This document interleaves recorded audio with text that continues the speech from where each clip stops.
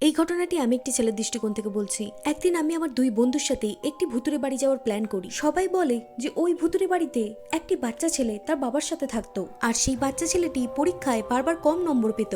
আর সেই কারণেই সেই বাচ্চা ছেলেটির বাবা বাচ্চাটিকে একদিন খুব মারে, তারপর তাকে একদম খুন করে ফেলে। তারপর বেশ কিছুদিন ওই বাচ্চা ছেলেটির বাবাটিকে বাইরে দেখা যায়নি। তারপর একটি লোক ওদের বাড়িতে চেক করতে যায়, আর ওদের বাড়িতে যেতে ওই লোকটি দেখতে পায় ওই বাচ্চা ছেলেটির বাবার লাশ পড়ে আছে। আর সবাই বলতো ওই ভুতুরে বাড়ি থেকে বাচ্চাটির কান্নার এবং হাসির আওয়াজ শোনা যেত। তারপর আমি এবং আমার দুই বন্ধু সেই ভুতুরে বাড়িতে যাই। তারপর ওই ভুতুরে বাড়িতে ঢোকার সঙ্গে সঙ্গে আমরা একটি রক্তমাখা বই দেখতে পাই, আর আমরা ভীষণ ভয় পেয়ে যাই। তারপর সাহস করে আমরা উপরে উঠে পড়ি, আর উপরে উঠতেই সমস্ত দরজা জানালা নিজে নিজে আওয়াজ করতে শুরু করে। তারপর আমরা ভীষণ ভয় পেয়ে যাই, আর একটি ভাঙা জানালা দিয়ে রাস্তার মধ্যে ঝাঁপ মারি। তারপর সেই ভুতুরে বাড়ি থেকে তাকাতেই আমরা একটি বাচ্চা ছেলেকে দেখতে পাই যে আমাদের দিকে তাকিয়েছিল, আর তারপর আমরা ওখান থেকে দৌড়ে পালিয়ে যাই।